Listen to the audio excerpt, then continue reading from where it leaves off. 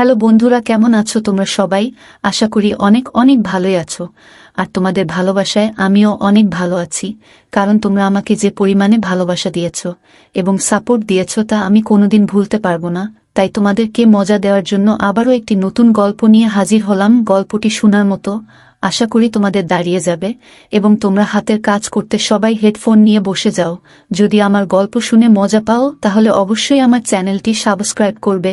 তো চলো বন্ধুরা, আমরা কথা না বাড়িয়ে আসল গল্পে চলে যাই। 10 বছর ধরে বিবাহিত হওয়ার পরেও আমার কোনো সন্তান ছিল না। আমার স্বামী যখন অন্য শহরে যেতেন তখন আমার স্বামীর বড় ভাই বলতো, বৌদি, এটা একটা অন্যরকম লাড্ডু। 7 দিন ধরে এটি খেলে দাদা আসার সাথে সাথেই তুমি মা হয়ে যাবে। আমি সেই লাড্ডুগুলি খেয়ে নিয়েছিলাম এবং আমার একটি সন্তান হয়েছে। সন্তানটি এই পৃথিবীতে আসার সময় আমার স্বামীর বড় ভাই আওয়াজ করে বলেছিল যে এই শিশুটি তার। আর যখন টেস্ট করা হয় তখন যেন আমার পায়ের তলা থেকে মাটি বেরিয়ে আসে, কারণ ওই শিশুটি আমার আসলে কি নাম। আমি অনেক সুন্দরী ছিলাম এবং আমি এমন একটি বাড়িতে বিয়ে করেছিলাম যেখানে শুধু আমার স্বামী এবং আমার স্বামীর বড় ভাই থাকত। আমার শ্বশুর বাইরের একটি শহরে ছিলেন। এরা অনেক ধনী ছিল। আমার শাশুড়িও ছিল না। আগে আমি অনেক খুশি ছিলাম যে এই বাড়িতে কোনো শাশুড়ি নেই, আমার স্বামীর কোনো বোন নেই। কিন্তু আমি বুঝতে পেরেছিলাম যে এইখানে বসবাস করা অনেক কঠিন, কারণ এই বাড়িটা ছিল শুধুই ছেলেদের ঘর। আর আমি তাই কাউকে মনের কোনো কথাই বলতে পারতাম না। আমার স্বামীও অনেক সিরিয়াস ছিল। আমার বাবা মাও আমাকে বিয়ে দেওয়ার পরে এই দেশ ছেড়ে চলে গেল, কারণ তারা এখানে এসেছিল শুধুমাত্র আমাকে বিয়ে দেওয়ার জন্য। আমরা আগে বিদেশে থাকতাম। আমার বাবা মা চেয়েছিল আমি পাকিস্তানে থাকি, যাতে আমি এখানকার মাটির কাছাকাছি থাকতে পারি। আমি গরিব তো হয়েই গিয়েছিলাম, কিন্তু অনেক চিন্তিত ছিলাম। এই সমস্যার কারণে তখনও পর্যন্ত আমার সন্তান হয়নি। ডাক্তাররা বলতো, আপনার শরীরে ভিটামিনের অভাব, কারণ আপনি দুঃখী থাকেন সব সময়। আপনার পরিবেশ পরিবর্তন করুন, কোথাও থেকে ঘুরে আসুন। এমন কাজ করুন যা আপনাকে খুশি করবে। কিন্তু আমার স্বামী এমন একটা কাজ করত যে একদিনের জন্য সে ছুটি নিতে পারত না। আর যে আমার সাথে কথা বলতো সে আর কেউ না, সে ছিল আমার স্বামীর বড় ভাই। আমারই বয়সী ছিল, আর সে দেখতে অনেক সুন্দর ছিল। আমার স্বামীর তুলনায় সে একজন ভালো মানুষও ছিল। হাসি মজা করত, কিন্তু তার একটা নিজস্ব পৃথিবী ছিল, যেখানে সে আমার জন্য সময় দিতে পারত না। সে ইউনিভার্সিটিতে চলে যেত, সেখানে বন্ধুদের সময় দিত কিংবা ফোন নিয়ে ব্যস্ত থাকত। আমি ভাবতাম কখনোই সে ফ্রি হয়ে এসে আমার সাথে কথা বলবে, তাহলে আমার সময় ভালোই পার হবে। অনেক ভালো কথা বলতো সে। তার নাম ছিল হামাদ। মাঝে মাঝে আমরা ঠিক করতাম, সে কিছু খাবার নিয়ে এসে আমরা খেতাম, আমরা অনেক গল্প করতাম। এইভাবেই সময় ভালোই পার হয়ে যেত আমাদের। আমার স্বামীও এই ব্যাপারটা জানত। আমার স্বামী বলতো তার ভাইয়ের থেকে কিছুটা দূরে থাকতে। আমি বলেছিলাম যে সে তো অপরিচিত নয়, সে এই বাড়িতেই থাকে। আমি আমার স্বামীকে বলতাম যে আমি তার সাথে কথা বলি না, কিন্তু বাস্তবে আমরা একে অপরের সাথে কথা বলতাম এবং আমাদের জীবন এইভাবেই চলছিল। আমার বিয়ের পরে অনেক বছর পার হয়ে গেছে। 10 বছর হয়ে গেছে, কিন্তু আমার এখনো একটাও সন্তান হয়নি। কিন্তু ডাক্তার বলেছে আপনার বেশি একটা সমস্যা নেই, আপনার সন্তান হতে পারে। ডাক্তার আমাকে বললেন, আজই আপনার স্বামীর সাথে কথা বলুন, যাতে তিনি আপনার পরিবেশ পরিবর্তন করতে পারেন, আপনাকে একটি শান্তিপূর্ণ জায়গায় নিয়ে যান। কিন্তু যখন আমি আমার স্বামীকে এই কথাটি জানালাম, আমার স্বামী আমাকে একটি নতুন খবর শোনাল। সে বলল যে আমাকে কাজের জন্য অন্য শহরে যেতে হবে এবং আমি সেখানেই থাকব। 9 বা 10 মাসের জন্য হতে পারে। সে যখন এই কথা বলল, তারপরে আমি কি বলবো, কারণ এটাই ছিল আমার স্বামীর শেষ কথা। সে একবার যা বলে তো সেটাই করত। আমি বললাম, ঠিক আছে, আমি তোমার জিনিসপত্র প্যাক করে দিচ্ছি। আমার স্বামী শহরের বাইরে চলে গেলেন এবং তখন আমি বাড়িতে একা থাকতাম। কিন্তু তখনই আমার স্বামীর বড় ভাই আমাকে এমন কিছু বলেছিলেন যা আমাকে অবাক করেছিল। কিন্তু যাওয়ার সময় আমার স্বামী আমাকে বলে, আমি দোকানদারকে বাড়ির নম্বর দিয়েছি। তোমার যদি কোনো কিছুর প্রয়োজন হয় তবে দোকানে ফোন করে দিলে সেই জিনিসগুলো বাড়িতে পৌঁছে যাবে। আমি বললাম, জিনিস অর্ডার করার কি দরকার, হামাদ নিয়ে আসতে পারবে। তখন আমার স্বামী বলেছিলেন, তোমাকে তার কাছে কিছু চাইতে হবে না, এমনকি তার সাথে কথাও বলতে হবে না। সে তার কাজ করুক, তুমি নিজের কাজ করো। এমনকি ওর জন্য রান্না করারও দরকার নেই, ও বাইরে থেকে খাবে। আমি বললাম, তোমার কি হয়েছে? সে বলল, আমি তোমার স্বামী, আর তাই আমি যা বলছি তাই তোমাকে করতে হবে। আমি বললাম, কিছু কি হয়েছে? সে বলল, না তেমন কিছুই না, আমি শুধু তোমাকে বলে দিলাম যে ওর থেকে দূরে থাকবে। আমার এক কাকিমা বাইরে চলে গেছেন, যখন তিনি ফিরে আসবেন তখন তিনি তোমার সাথে থাকতে আসবেন। তোমার খেয়াল রাখবেন উনি, আর তোমার ভয় করবে না একটুও। আশ্চর্য ব্যাপার হলো, আমার স্বামী চলে যাওয়ার আগে আমার স্বামীর বড় ভাইয়ের সাথে দেখাও করেনি। হয়তো ভাইদের মধ্যে কিছু রাগের কারণ ছিল, কিন্তু এমন তো কখনো হয়নি, কারণ আমার স্বামীর বড় ভাই একদিন আমার জন্য একটি লাড্ডু নিয়ে এলো। সে বলল, তুমি যদি এটি খাও তাহলে দাদা এখানে ফিরে আসার সাথে সাথে তুমি মা হতে যাবে। যদিও আমি আমার স্বামীর বড় ভাইয়ের সাথে এইসব কথা আগে কখনো বলিনি, কিন্তু আমার স্বামীর বড় ভাই ছিল অন্য রকমের। আমরা একে অপরের সাথে বন্ধুর মতো কথা বলতাম। সে বলল, অনেক দিন হয়ে গেছে, দাদা বুঝতে পারছে না। সে তোমার চিকিৎসা করায় না, আর তোমাকে কোথাও নিয়েও যায় না। কিন্তু আমি এই বাড়িতে একটি সন্তান দেখতে চাই, যাতে তোমার মুখ থেকে কষ্টের ছাপ মুছে যায়। এই জন্যই আমি এই কুরআন পড়া লাড্ডু নিয়ে এসেছি। তোমাকে 7 দিন ধরে এটি খেতে হবে, তারপরে দাদা যখন আসবে তখন সুসংবাদ পাবে। আমি আমার স্বামীর বড় ভাইকে ধন্যবাদ জানিয়েছিলাম এবং তাকে বলেছিলাম যে সে সত্যই একজন ভালো মানুষ, যে এত চিন্তা করেছিল আমার জন্য। আমি বললাম তাকে, আল্লাহ তোমাকে একটা মিষ্টি সন্তান বানিয়ে দিক। আর আমি সেই লাড্ডুটি 7 দিন ধরে প্রতিদিন খেয়েছি, এই ভেবে যে একদিন সবকিছু ঠিক হয়ে যাবে। আমার স্বামীর বড় ভাই আমাকে প্রতিদিন গল্প বলতো যে এই লাড্ডু তো অমুকও খেয়েছিল। আমি যেখান থেকে এইগুলো নিয়ে এসেছি সেখানের অনেক নাম ডাক হয়েছে। মানুষ তাদের কাছে যায় এবং তাদের সমস্যার সমাধান করিয়ে ফিরে আসে। বৌদি, তোমার সমস্যারও সমাধান হবে। আমি প্রার্থনাও করেছি, কিন্তু আমার স্বামীর বড় ভাই আমাকে বলেছিল যে তোমার স্বামীকে এই বিষয়ে কিছুই জানাতে হবে না, কারণ সে এই ধরনের জিনিসে বিশ্বাস করে না। আর যদি দাদা জানতে পারে যে এই লাড্ডুগুলো আমি তোমাকে দিয়েছি, তাহলে আমাকে শেষ করে ফেলবে। আমি তাকে বললাম যে তোমাদের মধ্যে কি কোনো ঝগড়া চলছে? সে বলল, না, কোনো ঝগড়া নেই। দাদা যেখানে গেছে আমাকেও সেখানে সে পাঠাতে চেয়েছিল, কিন্তু আমি যাইনি। সেই জন্য আমার উপর রেগে আছে। আমি বললাম যে এত ছোট ব্যাপার? তোমার দাদা তো এমনভাবে রেগেছিল যেন তোমার সাথে তার কোনো সম্পর্ক সে রাখবে না। সে বলল, হ্যাঁ, ব্যাপার এইটুকুই যে সে সাথে সাথে রেগে যায়। কিন্তু সেই দিনগুলিতে আমি আমার স্বামী বড় ভাইয়ের মধ্যে আরও একটি জিনিস লক্ষ্য করেছি, যা সে আগে কখনো করত না, আর তা হল সে এখন অনেক রাতে বাড়িতে আসে। আমি একা ছিলাম, তাই আমি ওকে বললাম তাড়াতাড়ি আসতে। আমার মনটা কেমন একটা করে, আমি ভয় পেয়ে যাই।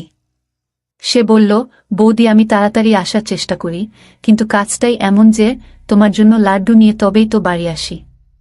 তার জন্য আমাকে সেখানে বসতে হয়। 7 দিন ধরে আমি সেই লাড্ডু খেয়েছি, আর অজুহাত দেখিয়ে আমি আমার স্বামীকে এখানে ডেকে নিয়েছি। ওকে বললাম যে তুমি এখানে চলে এসো, তোমার সাথে আমার জরুরি কাজ আছে। আর আমার মনও ভালো নেই, কারণ আমি একা। স্বামী বলল, ঠিক আছে, তাহলে আমি তোমাকে আমার সাথে নিয়ে আসব, কারণ আমার এখানে অনেক কাজ আছে। আমি বললাম, হ্যাঁ, তুমি আসো, আমার তোমাকে দরকার। কিন্তু স্বামী যখন এলো, আমি অবাক হয়ে দেখলাম যে সে আমার স্বামীর বড় ভাইকে একবার আদর করে ধরেনি। সে এমনভাবে পাশ দিয়ে চলে গেল যেন সেখানে কেউ বসে নেই। আমি অনেক অবাক হয়েছিলাম, কারণ আমার স্বামী আসার আগে আমার স্বামীর বড় ভাই বলছিল যে দাদা এলে অবশ্যই আমাকে ক্ষমা করবেন এবং সবকিছু ঠিক হয়ে যাবে। কিন্তু আমার স্বামী তা করেননি। আমার স্বামী আমাকে তার সাথে অন্য শহরে নিয়ে যায় এবং আমি সেখানে থাকতে শুরু করি। এখানে আমি থাকতে থাকতে মাত্র 1 মাস হলো, আর জানতে পারলাম যে আমি মা হতে চলেছি। এটা যেন শেষ পর্যায়ে কোনো মানুষ জীবন ফিরে পাচ্ছে। বিয়ের 10 বছর পরে এমন খবর পাওয়া ছোট কথা নয়। অনেক খুশি হলাম, কিন্তু আমার স্বামীর বড় ভাইয়ের দেওয়া লাড্ডুর কথাটা বলিনি। শুধু বললাম সন্তান না হওয়া পর্যন্ত আমরা একই বিছানায় থাকব। আমার স্বামীও অনেক খুশি। আমি যখন আমার স্বামীর বড় ভাইকে ফোন করলাম, তখন তার নাম্বার বন্ধ ছিল। আমি বাড়ির ফোন নাম্বারে কল করলে কাজের লোকটা ফোনটা তুলে বলল ছোট ভাই বাসায় নেই, আর ওর ফোনটা হারিয়ে গেছে। আমি আমার স্বামীর বড় ভাইকে এটা বলতে পারলাম না, কিন্তু ওর জন্য একটা মেসেজ অবশ্যই করে রাখলাম যে ও একসময় অন্তত দেখতে পাবে। আমার স্বামী বলল, তুমি কাকে মেসেজ করছো? আমি বললাম, আমার সন্তানের কাকাকে। আমার স্বামী বলল, কোনো দরকার নেই। আমি বললাম, এটা কেন বলছো? আমার স্বামী বলল যে সে ব্যবসায় অনেক ক্ষতি করেছে, তাই আমি তার সাথে সব সম্পর্ক শেষ করে দিয়েছি। তাকে তার জমির অংশ দেওয়া হয়েছে এবং এখন সে তার অংশে এখন থেকে বেঁচে থাকবে। তার সাথে আমাদের কোনো সম্পর্ক থাকবে না। আমি বলেছিলাম যে তোমার বাবা এই পৃথিবী ছেড়ে চলে যাওয়ার আগে তোমার মা বাবা তোমাকে তার দায়িত্ব দিয়েছিলেন, আর তুমি তাকে এই অবস্থাতে রেখে দিলে। তখন আমার স্বামী বলল, সে একজন প্রতারক, চোর, এবং আমি এমন মানুষের সাথে কোনো সম্পর্ক রাখতে চাই না। আমি অবশ্যই আমার স্বামীকে বলেছি যে সে অন্যায় করছে, কিন্তু আমার স্বামী বলেছেন যে আমার ক্ষেত্রে তোমার কোনো কথা বলার দরকার নেই। তুমি হলে বউ, তোমার কাজ হলো ঘর চালানো। আর হ্যাঁ, আল্লাহ তোমাকে সন্তান দিয়ে দিয়েছেন, এখন থেকে তোমার সন্তানের প্রতি মন দাও। আমি ঘরের ও ভাইয়ের ব্যাপারটা দেখব। সে আমার ভাই, তোমার ভাই নয়। যদি তোমার ভাই হতো তাহলে তুমি কথা বলতে পারতে। আমি বললাম যে সে আমার ভাইয়ের মতোই ছিল। আমি আমার স্বামীকে কি করে বলবো যে তার কারণেই আমরা সন্তানের সুখ পেতে চলেছিলাম? কিন্তু আমার স্বামীর বড় ভাই আমাকে এইসব বলতে নিষেধ করেছিলেন, তাই আমি চুপ করে রইলাম। সত্যি বলতে কি, তারপরে আমি আর সময় পাইনি আমার স্বামীর বড় ভাইকে ফোন করার বা তার সাথে কথা বলার। প্রথমত, আমার স্বামী এটা বারণ করত, এবং দ্বিতীয়ত, আমি আমার সন্তানকে কেনাকাটায় এবং খুশিতে এতটাই ব্যস্ত ছিলাম যে আমি কারো কথা ভাবিনি।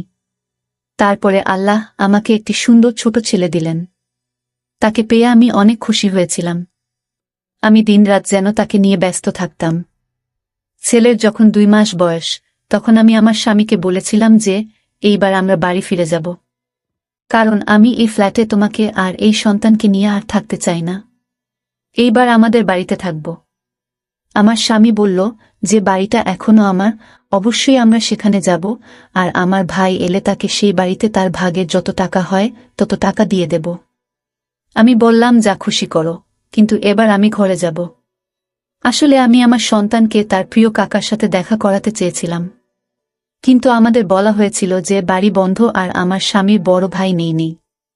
কিন্তু বাড়ি ঢুকে মনে হলো যেন কেউ এখানে থাকছে, যেন এই বাড়িতে একজন মহিলা আছে, আর সেটা এই জন্য যে আমি জানতে পেরে গিয়েছিলাম যে বাড়ির সব কিছুই এক মহিলা ব্যবহার করত। যেন আমার সেরকমই মনে হলো, কিন্তু সেই মহিলা কে হতে পারে? আমি সেই দিকে আর মন দিলাম না। এরপর আমার স্বামীর বড় ভাই ওইখানে এলো। আমার স্বামী ও সেইখানে বসেছিল, কিন্তু তবুও আমি আমার মনটাকে ধরে রাখতে পারলাম না, আর আমার স্বামীর বড় ভাইকে বলে বসলাম যে দেখো তোমার ভাইপো। আমার স্বামীর বড় ভাই তখন বলল, না, এটা আমার ভাইপো না। ওর কথা শুনে আমি অবাক হয়ে গেলাম। আমার স্বামীও বলল, তুমি সন্তানকে ভালোবাসবে না? তুমি এত অহংকারী, এই বাড়ি থেকে বের হও। তখন আমার স্বামীর বড় ভাই বলল, আমি বললাম, এটা আমার ভাইপো নয়, কারণ সে ও আমার ছেলে। এটা শুনে আমার পায়ের নিচ থেকে মাটি সরে গেল, আর আমার স্বামীরও। সে বলল, কি রকম খারাপ কথা বলছো? কি খারাপ অভিযোগ করছো? আমার স্বামীর বড় ভাই বলল, আমি কাউকে দোষ দিচ্ছি না, এটা আমারই ছেলে, আমি প্রমাণ করতে পারবো। একথা শুনে আমার পায়ের নিচ থেকে মাটি সরে গেল। আমি তাকে বললাম, তুমি কিসব বলছো? আমি ইশারা ও করলাম যে তোমার কি হয়েছে, তুমি কি চাইছো? তোমার জন্য তো সন্তানটা এই পৃথিবীতে এসেছে, আর এখন তুমি তার জীবন নিয়ে কথা বলছো? আমার স্বামী বলল, কি বলছো তুমি? কি হয়েছিল? আমি যখন এখানে ছিলাম না তখন কি হয়েছিল? আমি আমার স্বামীকে সব খুলে বলেছিলাম। এমন কিছু হয়নি। আমি মাত্র 7 দিন তার আনা লাড্ডু খেয়েছি, তারপরেই আমাদের সন্তান এই পৃথিবীতে এসেছে।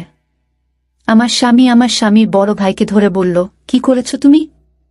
এই লাড্ডুতে তুমি কি মিশিয়েছিলে? এতে তুমি জ্ঞান হারানোর কোনো ওষুধ মিশিয়ে দাওনি তো? আমার এখানে না থাকার সুযোগ নিয়ে কোনো এমন খারাপ কাজ করনি তো তুমি? আমার স্বামী অন্য রকম কথা বলছিল, কিন্তু আমি তো শুনে লজ্জায় শেষ হয়ে যাচ্ছিলাম প্রায়।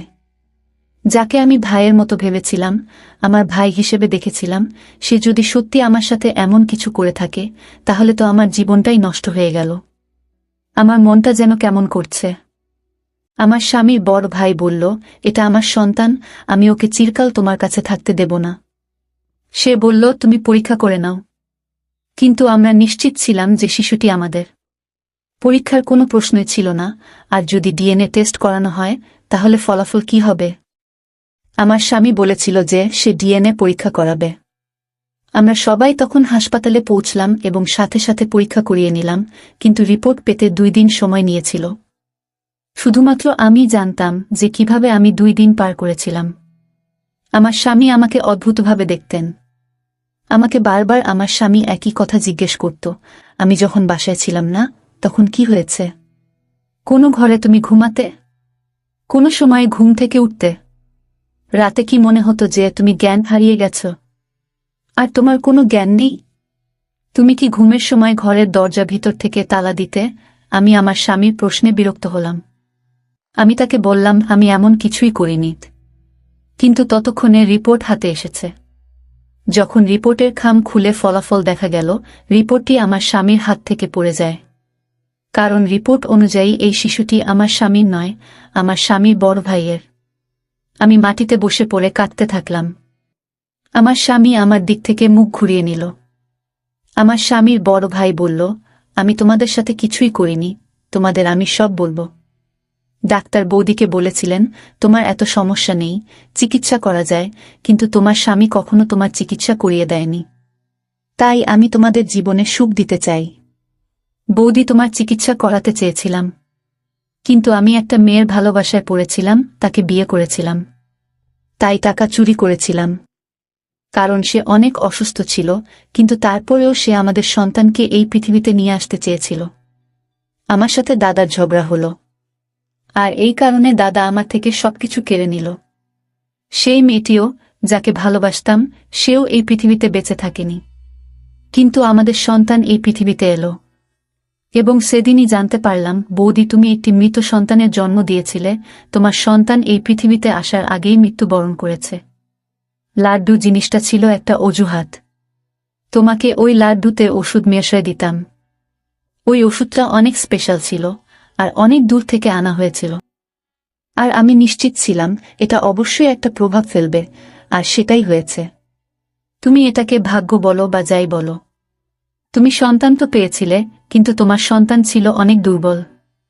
পৃথিবীতে আসার সাথে সাথেই সে এই পৃথিবী ছেড়ে চলে গেল। আমি ওই মতো শিশুটির জায়গায় আমার সন্তানকে রাখলাম, কারণ আমি তোমার ভালো চেয়েছিলাম। আমি এই উপকারটা শুধু তোমার জন্য করছিলাম বৌদি, তোমার স্বামীর জন্য নয়। ঠিক তখন জানতে পারলাম যে তোমার স্বামী আমার প্রতি কোনো উপকার তো করেইনি, তার উপর আমাকে সম্পত্তি থেকে সম্পূর্ণভাবে বের করে দিয়েছে। তাই প্রতিশোধে শেষ হয়ে যাচ্ছে, আমি তোমার কাছ থেকে আমার সন্তানকে কেড়ে নিতে এসেছি। আমি আমার সন্তানকে ছাড়া বাঁচতে পারবো না, কারণ এখন আমার সবই আছে। তোমার স্বামী তার নিজের নামে সব নিয়ে নিয়েছে। আমার স্বামীর বড় ভাইয়ের চোখে পানি ছিল, সে অনেক কাঁদছিল। আমি তাকে বললাম যে আমিও একে ছাড়া বাঁচতে পারবো না। আমি আমার স্বামীর বড় ভাইয়ের পায়ের কাছে বসলাম এবং তাকে বললাম যে তুমি সবসময় আমাকে সাহায্য করেছ। এই শিশুটিকে আমাকে দাও, আমি তাকে আমার সন্তান মনে করেছি। আমি তাকে 3 মাস ধরে মানুষ করছি। তুমি আমার অনেক উপকার করেছ। আমি যদি জানতে পারতাম যে আমার সন্তান পৃথিবী ছেড়ে চলে গেছে, আমার কোল খালি থাকলে আমি ঘটনাস্থলেই শেষ হয়ে যেতাম। তার এই পৃথিবী ছেড়ে চলে যাওয়াতে আজও আমি দুঃখিত, কিন্তু এই সন্তানটা আমার হাতে আছে। তাই আমি বেঁচে থাকার কথা ভাবছি। আমি আমার স্বামীকে বললাম, তুমি কেন এমন করলে? তাকে ক্ষমা করে দাও। সে যা করেছে ভালোবাসার জন্য করেছে। তুমি সবসময় তোমার কাজে ব্যস্ত ছিলে। তুমি কখনো আমার দিকে তাকাওনি, আমার চিকিৎসাও করাওনি। তোমার ভাই আমার সাথে সবসময় ভালোই করেছে, কিন্তু সে তো চাইলে আমার সাথে খারাপও করতে পারত। তুমি যা আশা করছিলে, কিন্তু তবুও সে আমার সম্মান রক্ষা করেছে। আমার জন্যই সে এইসব করেছে। এমনকি আমাকে তার সন্তানও দিয়েছে। আমার স্বামী বলেছিল, তুমি তোমার সন্তান আমাদের দিয়েছ, তাহলে আমি কেন তোমাকে অধিকার দিতে পারবো না? তুমি যা চাও আমি তোমাকে দেব, কিন্তু আমার একটা শর্ত আছে। আমার এবং আমার স্বামীর বড় ভাইয়ের মুখ লাল হয়ে গেল। আমার স্বামী আবার এমন কথা বলছেন। আমরা অবাক হয়ে গেলাম। তিনি বললেন, শর্ত হলো তোমাকে সারা জীবন আমাদের সাথে থাকতে হবে, যাতে তুমি তোমার সন্তানের সাথে থাকতে পারো আর আমি আমার ভাইয়ের সাথে। আমাদের চোখে পানি এসে গেল। আমরা কাঁদতে থাকলাম। সন্তানটাকে আমার স্বামীর বড় ভাইয়ের দিকে এগিয়ে দিয়ে বলল, এখন থেকে বৌদি এই সন্তানের মা, তুমি আর আমি তার কাকা।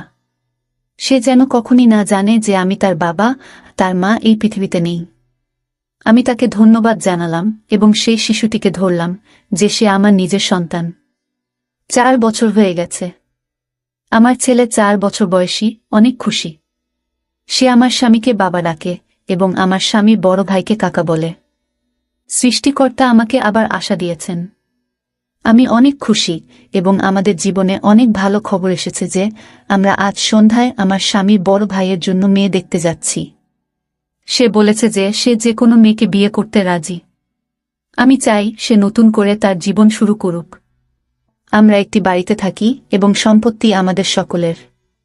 এটি ছিল আমাদের আজকের গল্প। বন্ধুরা, আজকের ভিডিওটা এখানেই শেষ করলাম। অনেক কষ্ট করে ভিডিওটি আপনাদের জন্য বানিয়েছি। যদি ভিডিওটি আপনাদের ভালো লেগে থাকে তাহলে একটা লাইক করবেন এবং চ্যানেলটি অবশ্যই সাবস্ক্রাইব করবেন। এই আশা ব্যক্ত রেখে আপনাদের কাছ থেকে বিদায় নিচ্ছি আমি।